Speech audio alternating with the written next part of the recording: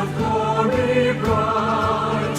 With the humble birth, Jesus came to earth. Maranatha, the Lord is come. But his purpose as our Redeemer was to lay down his life that day. Jesus died for men, and he rose again.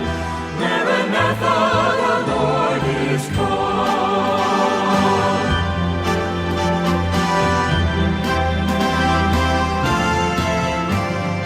Joy to the world, the Lord is come. Let earth receive her King, receive her King. Let every heart prepare him room. Let heaven and nature sing. And heaven and nature sing. And heaven and nature sing.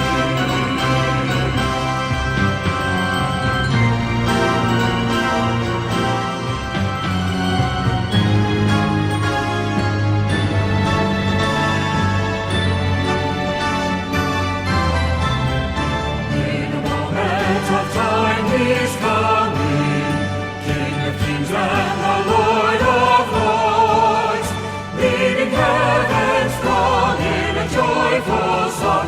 Maranatha, the Lord is come. Satan's forces will be defeated. Evermore we shall live with him, free from sin and strife with eternal life. Maranatha, the Lord is come. King of kings and Lord of lords. Hallelujah, and he shall reign forever and ever. Maranatha, the Lord is come.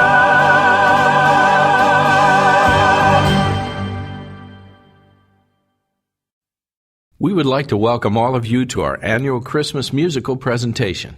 The singers and actors have worked long and hard to make this Christmas time special for all of us here tonight. Christmas time. Isn't that an odd expression? We don't talk about birthday time or anniversary time or Easter time, do we? But Christmas is all about time, isn't it? The scripture says in Galatians 4:4, "When the fullness of time was come, God sent forth his Son." When Jesus came to this earth the first time to be born in a stable in Bethlehem, few people realized that God was personally stepping into time. Only the mysterious wise men of the East read the signs of the times in the stars and journeyed hundreds of hazardous miles to bow before the baby king. The rough shepherds, on the other hand, were taken completely by surprise by the voice of the angel Gabriel that announced Christ's birth, and the heavenly choir of angels that hovered over the hillside. I can imagine that some poor shepherd kissed his wife and children goodbye that evening and trudged off to work, dreading another lonely, boring night on the cold hillside. He had no inkling that the glory of God was going to break through on that particular evening. In the same way, most of us go through our lives never thinking that tonight we could meet God, that Christ could step out on that cloud and make another appearance on this earth. In 1 Thessalonians 4:17 we read, "Then we which are alive and remain shall be caught up together with them in the clouds to meet the Lord in the air, and so shall we ever be with the Lord." Perhaps a few of us are like the wise men of the East, studying the signs of the times and understanding that God has a perfect time for everything, just like the clockwork of the stars, and that the time is drawing near for the Star of Jacob to appear again. Now we invite you to join the choir as we sing some favorite Christmas carols. Our choir director will cue you when it's your turn to sing. Thanks again for joining us tonight. Maranatha, the Lord is come.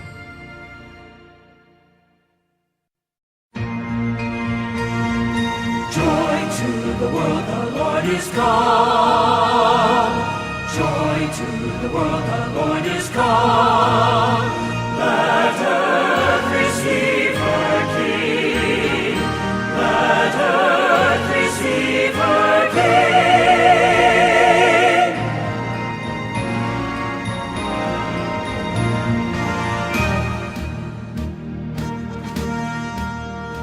Thou didst leave thy throne and thy kingly crown when thou camest to earth for me. But in Bethlehem's home was there found no room for thy holy nativity. Oh, come to my heart, Lord Jesus, there is room in my heart for thee.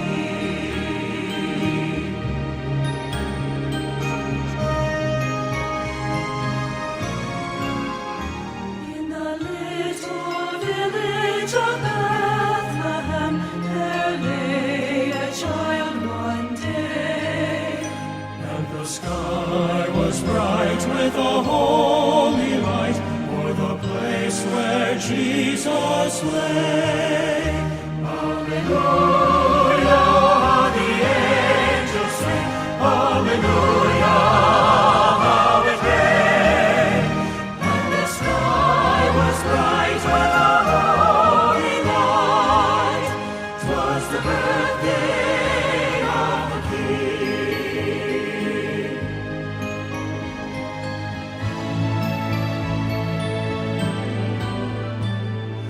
Bethlehem town, tiny village where the Lord came down. You can always say, you're the place where the Lord first lay.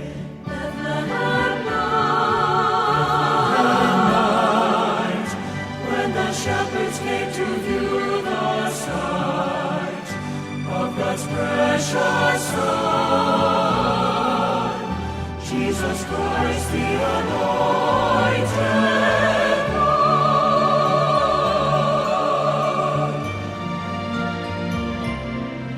Away in a manger, no crib for a bed, the little Lord Jesus laid down his sweet head. The stars in the sky looked down where he lay. The little Lord Jesus asleep on the hay.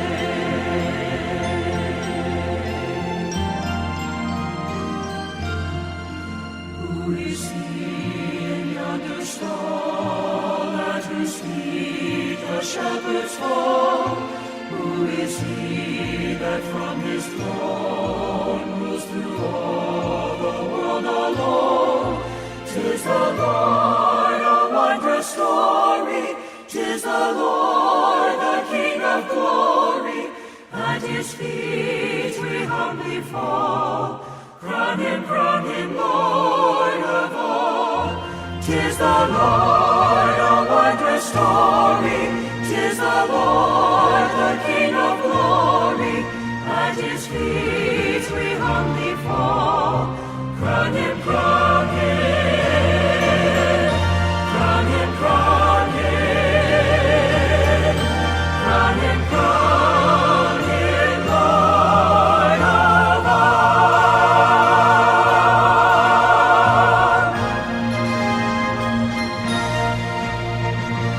When the heavens shall ring and the angels sing, at thy coming to victory,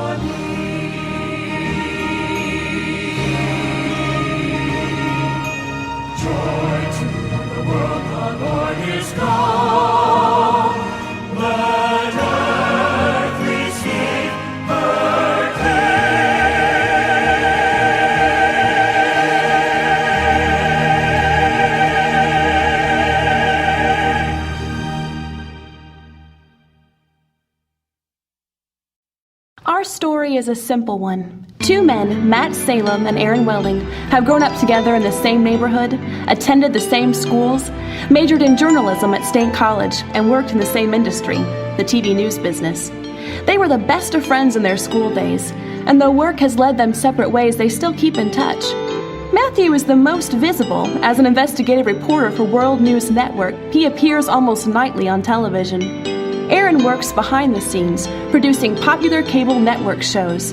Both men are highly successful. Their futures are bright.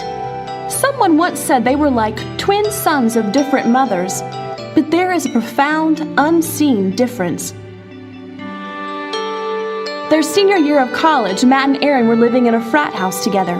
One Tuesday evening, 3 students from a local Christian campus outreach dropped by offering literature and an invitation to one of their meetings on Saturday night at the student union. Though the 2 wild fraternity brothers poked some fun at the Jesus people, on Saturday night when Matt went partying, Aaron found his way over to the religious service. He returned that night a changed person. Aaron never drank or partied or caroused again. The change in his life was so radical that everyone noticed, especially Matt. While they continued to be friends, they both knew that something had come between them that would forever change the nature of their relationship. Now 12 years have passed. Matt and Aaron rarely see each other as they pursue their careers, but they send cards at Christmas and occasionally call. It is Thanksgiving Day. The turkey and dressing is in tatters on the dining room table, and Matt, his dad, and 2 of the uncles are watching football. His wife Darcy and the other women are in the sunroom surveying the holiday newspaper and planning their assault on the malls for Friday. Derek, their 8-year-old, is watching The Great Pumpkin on a video in his room. The telephone rings. Hello? Oh, hi, Aaron. Happy Turkey Day. Did you guys have a nice day? Yeah, same here. After this many Thanksgiving dinners, you would think we'd have learned not to overdo it. Oh well, maybe next year. Yeah, you want to speak with him? Sure. Matthew! Matt! It's Aaron! He'll be here in just a sec. Good to talk to you. Hey, man. What's up? Hey, I saw your latest reality show last week. How were the ratings? No kidding. Uh-huh. Okay. Well, sure. What's it about? So, I had been having these severe headaches for several months. You remember I told you last Christmas that I was having headaches for the first time in my life? Mm-hmm. Yeah. Well, anyway, Mom talked me into seeing the doctor. At first, they treated me for migraines. I was popping quite a few pills, which helped for a while, but eventually things got worse.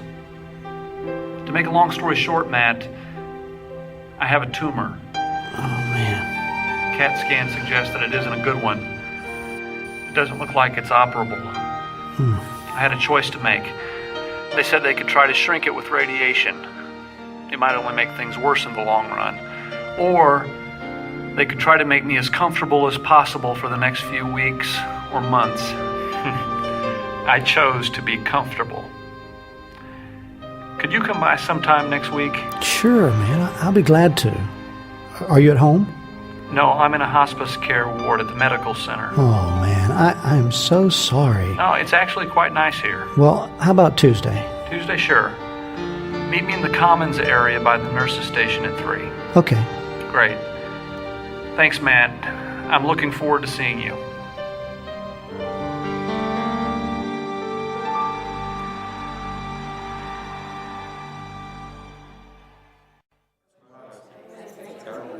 Let me have your attention in the studio audience. I'd like to remind you that we allow no flash photography. And please turn off all electronic devices such as pagers and cell phones. And please maintain quiet until the applause sign on either wall is illuminated. Stand by for the signal to roll cameras. Okay, let's roll theme. 3, 2, 1, you're on. Good evening from Los Angeles. I'm Gabrielle Sanchez, and you are watching Lifeline. Have you ever wondered what you would do if your doctor informed you that you had only a few months to live? How would you spend those last precious days? Who would you want to spend them with? What would you want to say to your friends and loved ones? Tonight, we have a very personal story for us here at Lifeline. Our chief investigative reporter, Matthew Salem, presents a 3-part interview that will tug at your heart and force all of us to face the issues of life and death. His interview is with Aaron Welling, executive producer of many of the most popular cable television programs on the air today. But the focus of this evening's interview will not be on Aaron Welling's impressive accomplishments. You see, Aaron has been diagnosed with an inoperable brain tumor. His doctors have given him only a few short weeks or months to live, and he has agreed to share with us his thoughts on living and dying. What makes this report so poignant is that Aaron and Matthew have been the best of friends since childhood.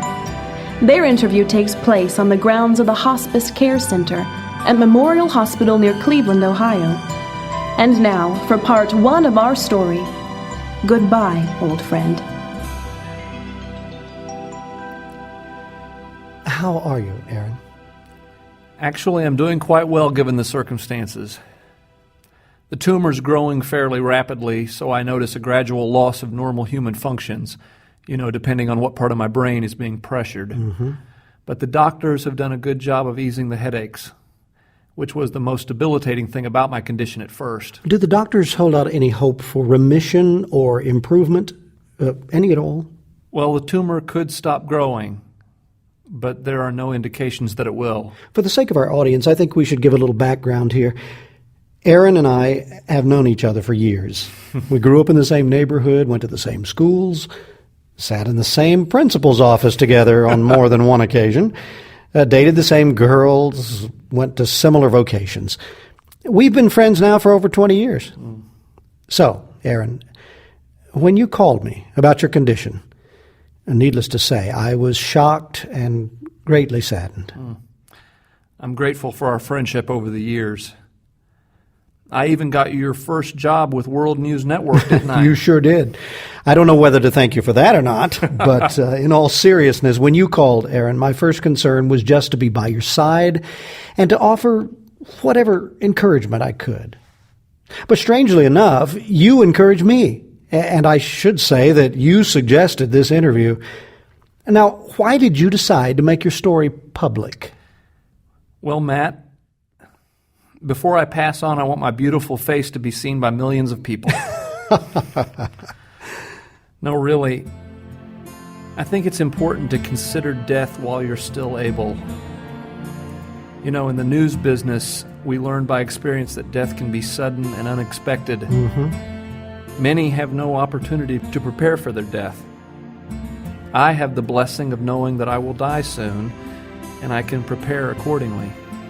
Put my house in order, as they say. But isn't it tragic for you and your family to be going through something like this, especially during the Christmas season? It's odd, but I don't feel any sadness at all. I'm sure it's difficult for my parents. I never married, to the great chagrin of thousands of women. Oh, yeah. Mm-hmm. But I have a real confidence about the future. How is that possible?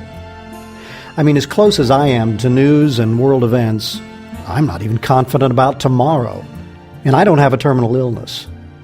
Well, Matt, as you know, I am a follower of Jesus Christ. And I draw strength from my relationship with Him and from my study of the Bible. Well, let's talk about that for a minute. Do you really think that religious people die differently from the non-religious? Oh, sure. I think even medical research bears out the value of prayer and of a life of commitment to God. But ultimately, it is a matter of faith. You see, Matt, we all have faith in something. Our jobs, climbing the ladder of success, the stock market. We all believe in something that keeps us going each day. Jesus says in the Bible, "He that believeth on me hath everlasting life." That involves many things, but it certainly includes the concept of a future home in what is called heaven, a place of eternal bliss, peace, and love. So, you believe that in just a few short weeks, you will exist on some other plane or dimension and will be just as aware of things around you as you are now. Will you be able to see what's going on here on Mother Earth? Huh? I don't know, Matt. But I believe heaven is just as real, maybe more real than this hospital, more tangible than Chicago, certainly more appealing than Chicago.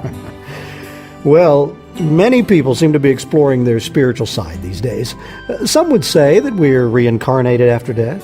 Some believe in heaven. I suppose a few religious extremists still believe in a literal hell. Jesus Christ spoke of a place called hell. He spoke of a rich man who died and lifted up his eyes in hell. Yeah, but as trained television broadcasters, I think you would agree that we have to have tangible evidence of something before we fully accept it. I guess that's why so few in the media are church attenders. I felt that way at one time, but I have come to believe in the unseen. How do you think we in the media would have covered the birth of Jesus Christ, for example? Would we have sent a camera crew? I doubt it. No one at the time knew what was really happening or what was important. The Roman soldiers, the religious leaders, the common people were all ignorant of Jesus' birth. Only the wise men and the shepherds had a clue. They were the only ones who saw that there was something unique about this baby's birth. Something different.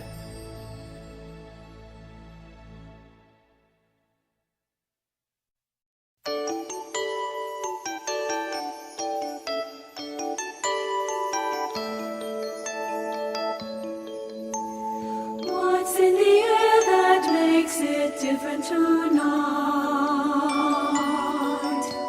Stars in the sky are shining ever so bright.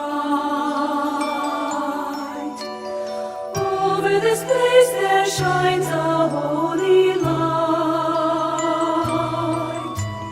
What's in the air that makes it different tonight?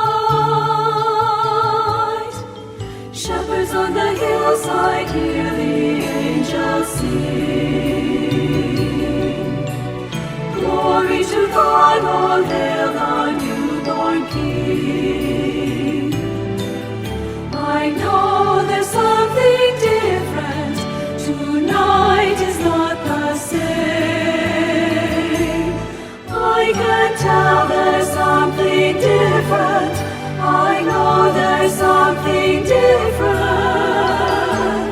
tonight.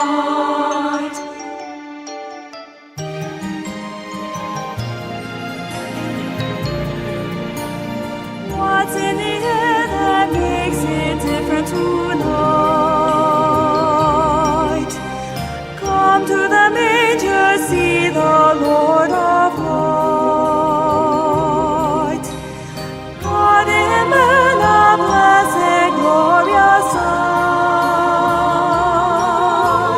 Christ came down and made it different tonight. Now that the Lord of heaven has come this way, man has the hope for everlasting day.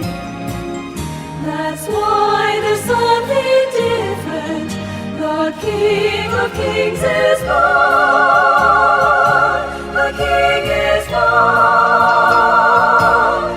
I can tell there's something different.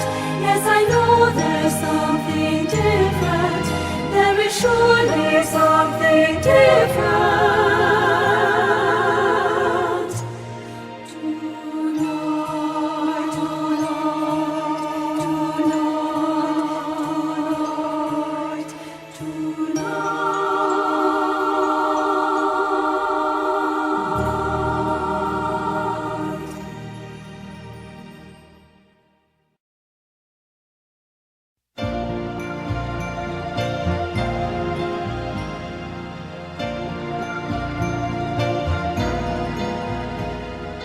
Thus was he born in holy manger.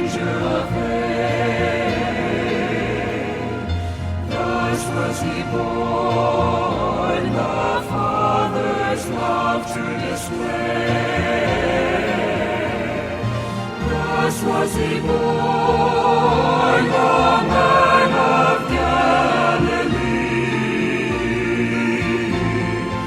leaving his throne to die on Calvary. Thus was he born, no crowns, no crown for the King. Thus was he born, salvation's promise to bring. The Savior, my Jehovah, was born in Bethlehem. Thus was he born, my Jesus. Thus was he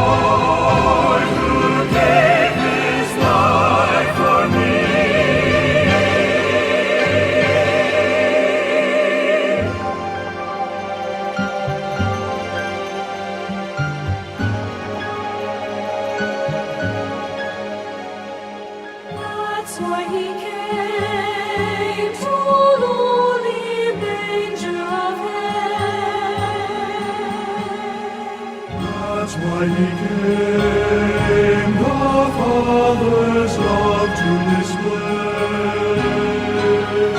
The Savior, my Jehovah, was born in Bethlehem. Thus was he born, my Jesus, my Savior, my Redeemer.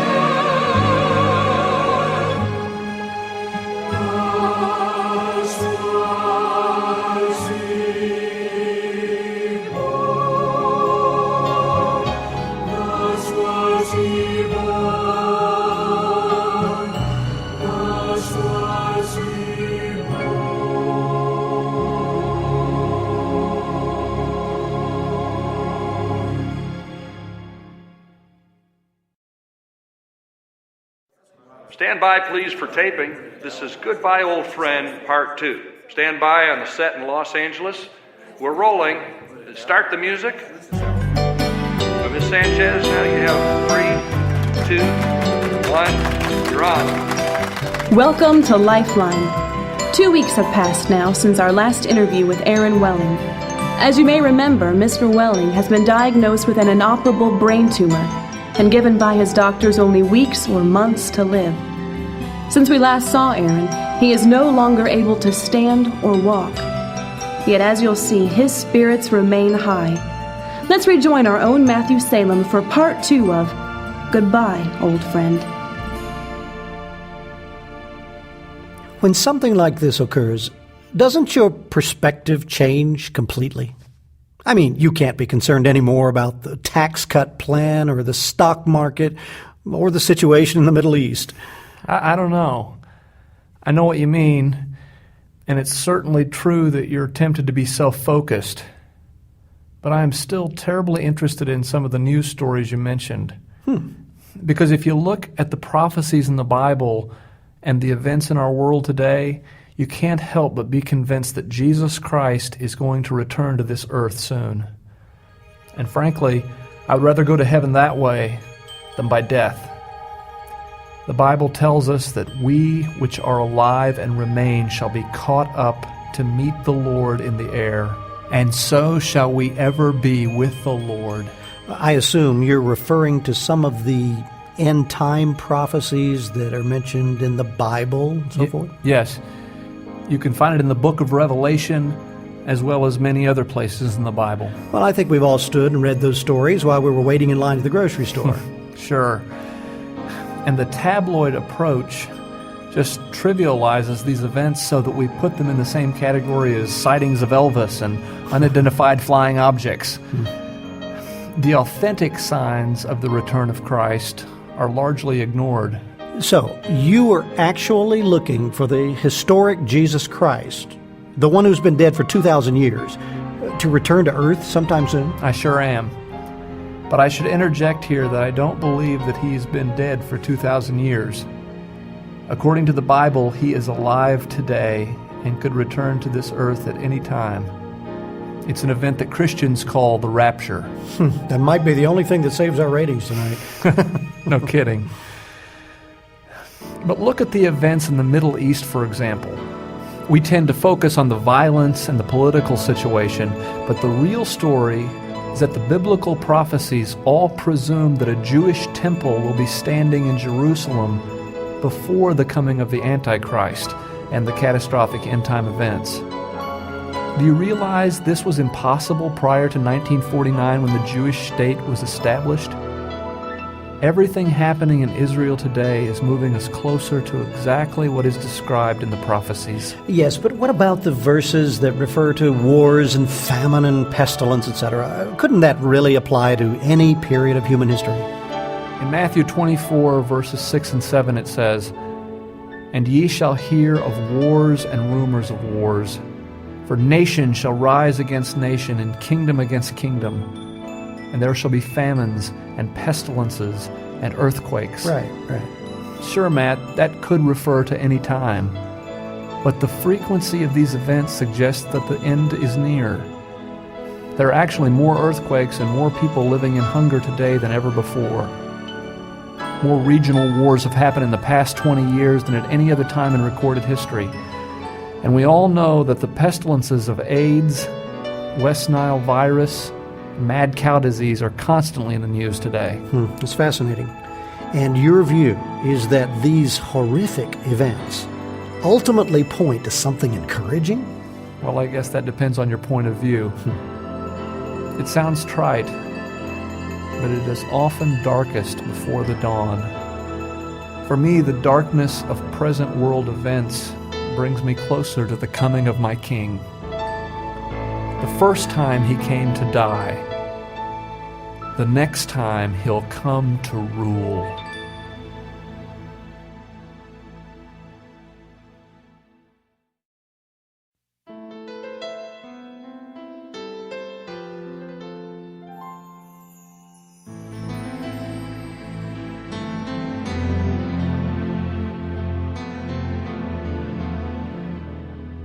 In Pilate's hall they scourged our Lord and mocked his holy name. All hail the King of Jews, they loudly cried. They nailed him to a rugged tree and left him there to die. The King of Kings with wounded riven side.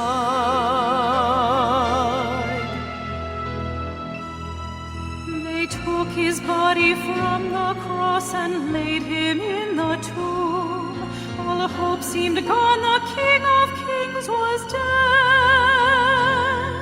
But death was not triumphant, he rose up from the grave, and soon he'll be returning as he said. The King is coming in majesty and glory, to take away the curse of sin and reign in victory. The King is coming, let heaven and earth adore him, and all confess his righteousness. The King is coming again.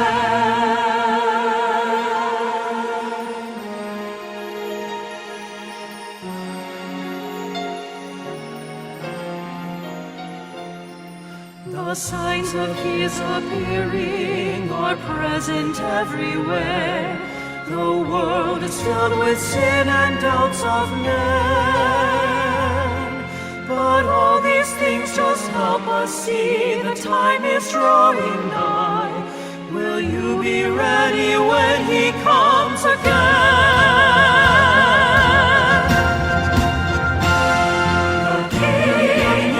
coming in majesty and glory to take away the curse of sin and reign in victory. The King is coming, let heaven and earth adore him, and all confess his righteousness. The King is coming again.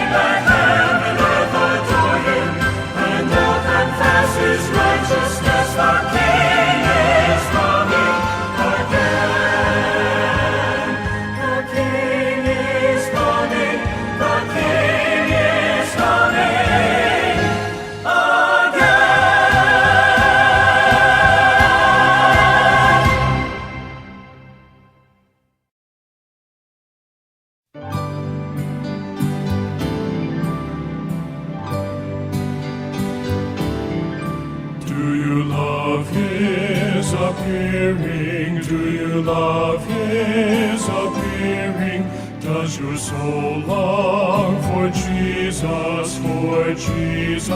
alone? There'll be no tears or sorrow in that blessed tomorrow, when our Savior returns for his own.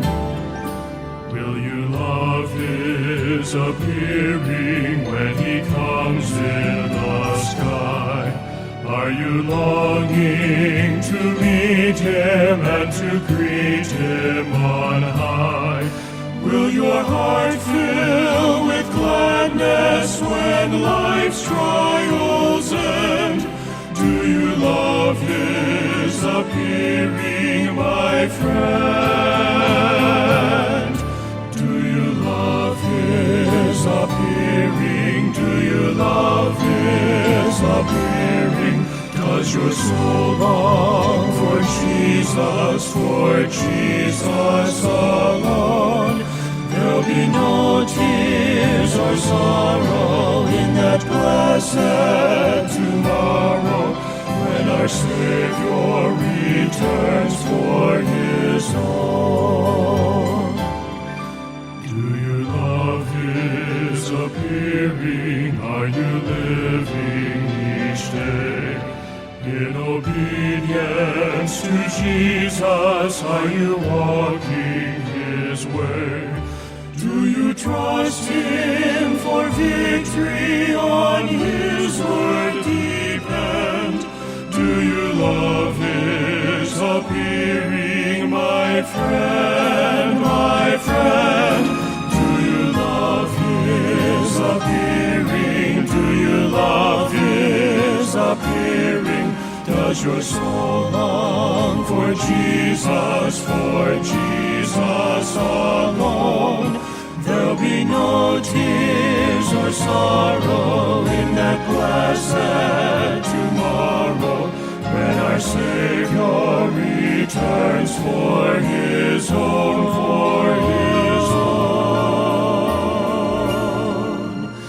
when our Savior returns for his own, returns for his own.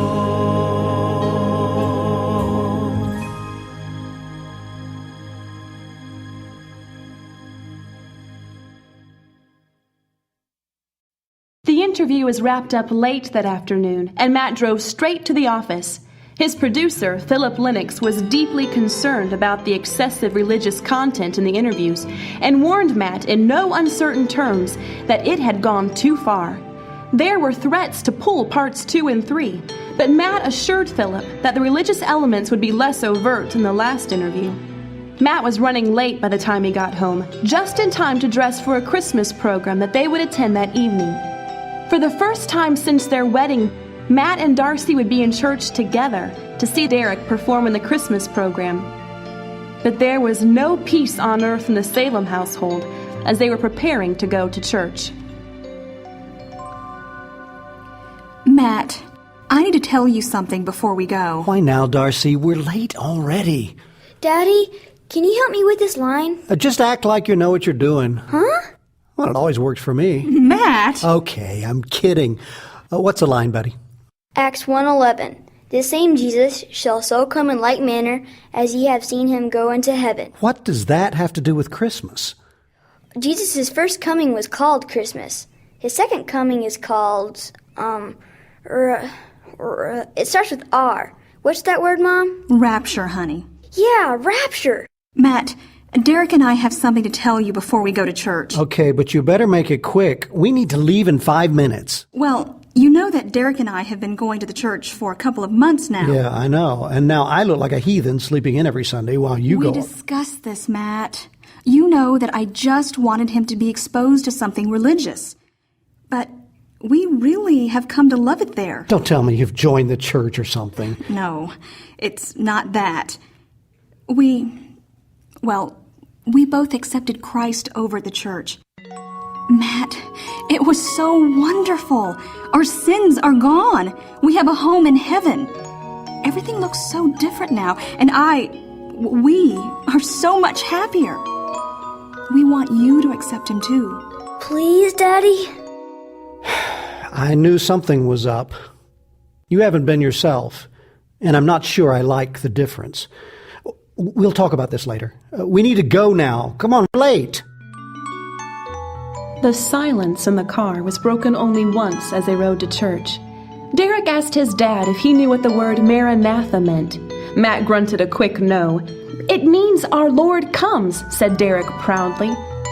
Once they reached the church, Darcy helped Derek find his place with the other little shepherds. They found their seats and the program began. A holy hush fell over the congregation as they anticipated the appearance of the angels.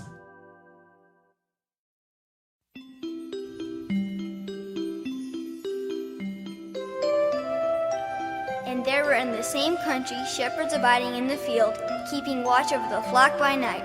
And lo, the angel of the Lord came upon them, and the glory of the Lord shone round about them, and they were sore afraid. And the angel said unto them, Fear not, for behold, I bring you good tidings of great joy, which shall be to all people.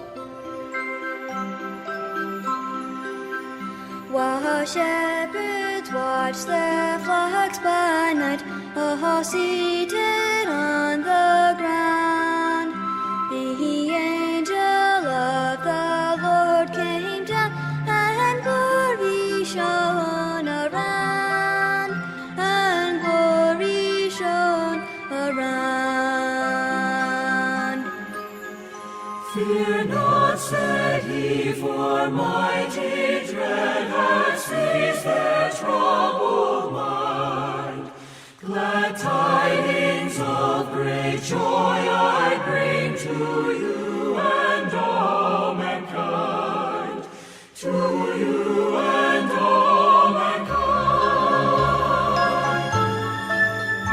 All glory be to God on high, and to the earth be peace. Goodwill henceforth from heaven to men, begin and never cease. Begin and never cease.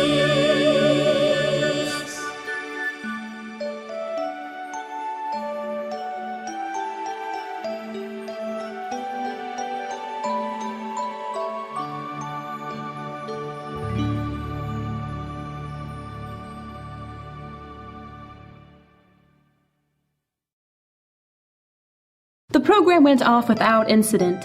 Matt was surrounded afterward by a crowd who instantly recognized his face from television. Though he was accustomed to this type of attention, Matt felt awkward for some reason receiving so much of it in a church. Afterward, Matt and Darcy focused most of their attention on Derek and the fine job he had done in the program. Nothing else was said about accepting Christ. Darcy could always sense when Matt was cool to one of her ideas or suggestions, and she knew this subject was closed for now. 1 week later, the week before Christmas, Matt met Aaron at the hospice center for one last interview. We're ready to roll tape for episode 3. Stand by, Ms. Sanchez.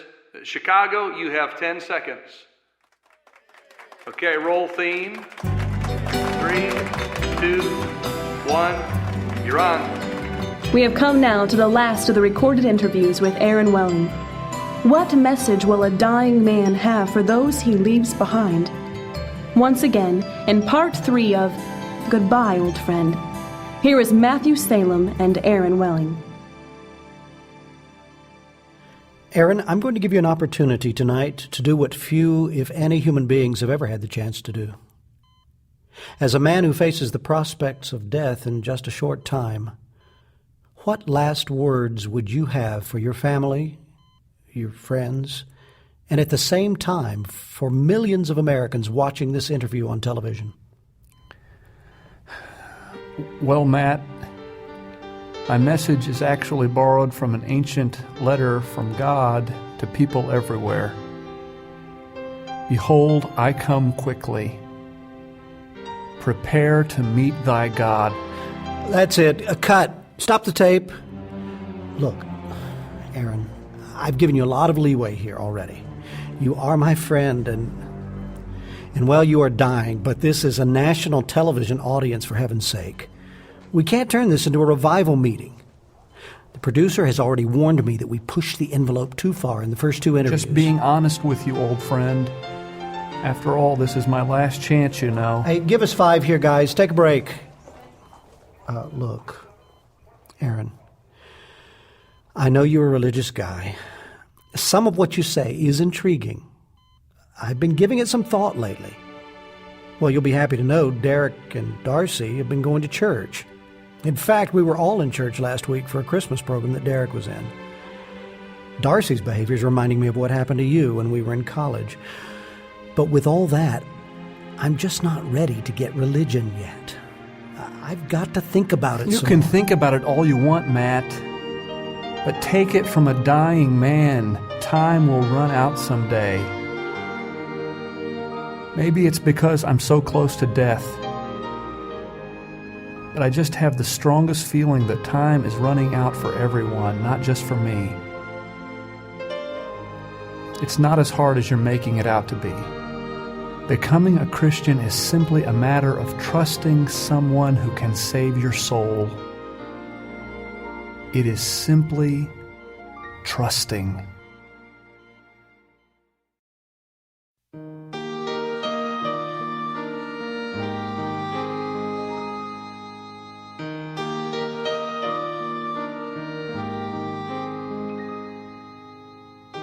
Simply trusting every day, trusting through a stormy way. Even when my faith is small, trusting Jesus, that is all. Brightly does His Spirit shine into this poor heart of mine. While He leads, I cannot fall, trusting Jesus, that is all.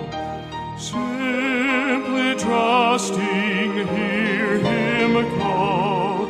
Simply trusting Jesus, that is all.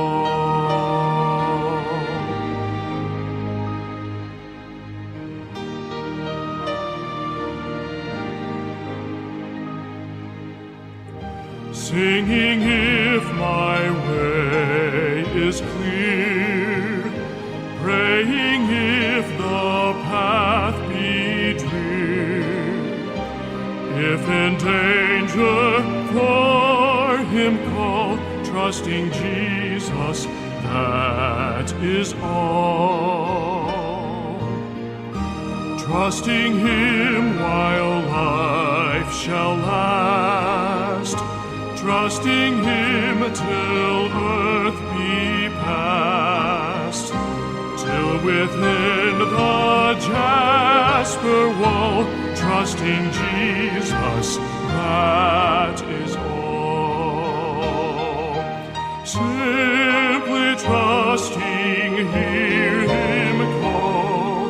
Simply trusting Jesus, that is all.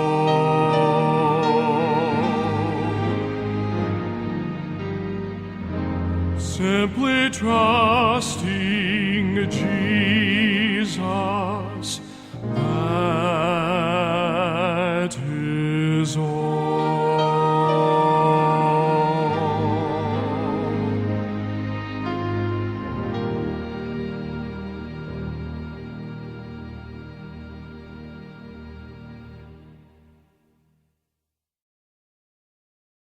Okay, that's a wrap. Great job, everyone. Thank you, Ms. Sanchez. I hope I didn't offend you, Matt, but I'm really concerned for you. You're concerned for me? Sure. I'm going to a better place than this, but I'm not sure if I'll ever see you there if you don't take God seriously. Time is running out for all of us. Promise me you'll think about it, Matt. Please? Sure. I'll give it some more thought. But listen, don't worry about me. You take care of yourself and do what the doctors tell you. Hey, I'll call and check on you in a couple of days. Matt was exhausted. He left the hospital and drove west toward the beltway that would take him to the suburbs and his home. 6 blocks from the hospital, he passed the church where Derek had been a Christmas shepherd. The light glowed through the large window beneath the steeple, and Matt could clearly see a cross formed by the colored panes of glass. He drove another block and then made a quick U-turn and backtracked to the church. Maybe he could say a prayer for his dying friend. There was only one car in the parking lot that he guessed belonged to a janitor working late. He parked the car and tried the door to the lobby. Surprisingly, the door was unlocked, and Matt walked straight into the auditorium. Few lights were on, and he found himself walking down the aisle toward the platform. He sat on the front pew and looked past the silent pulpit at a large, plain wooden cross that hung in the center of the back wall. Matt realized that the weariness was in his soul. He was tired of the guilt he felt when those around him seemed to be finding peace with God. He felt harassed and pressured and afraid of what might happen if he became a Christian. He sighed and stared at the cross. Yeah, it's Matt. Matt, where are you? Get to the studio right now. Well, I just left Memorial Hospital. I'm about 15 minutes away. What's up? We have no idea, but this is huge. Get here as soon as possible. It's total bedlam right now. What is? Why? Apparently hundreds of thousands of people are suddenly gone. They're missing. Planes are down. There's wrecks everywhere. It's a total disaster. We're waiting for some official word. Try and contact your family on the way down here, but get here soon. We'll have a camera crew ready for you when you arrive. Right. Okay, come on, Darcy, pick up. Oh, come on. Come on, I know you're there, Darcy. Come on, pick up. Oh, no. Maranatha. In a moment. In the twinkling of an eye, at the last trump, for the trumpet shall sound, and the dead shall be raised incorruptible, and we shall be changed.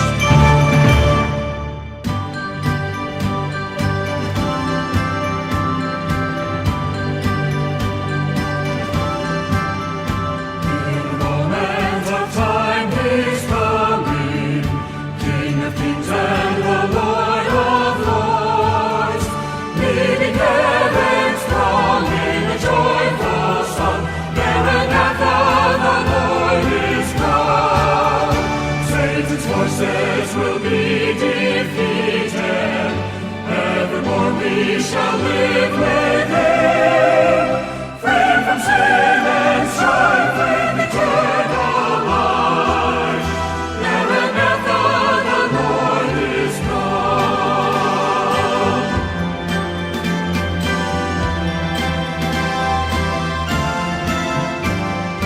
When He comes, our glorious King, ransomed home to bring, then anew this song we'll sing. Hallelujah, hallelujah, hallelujah,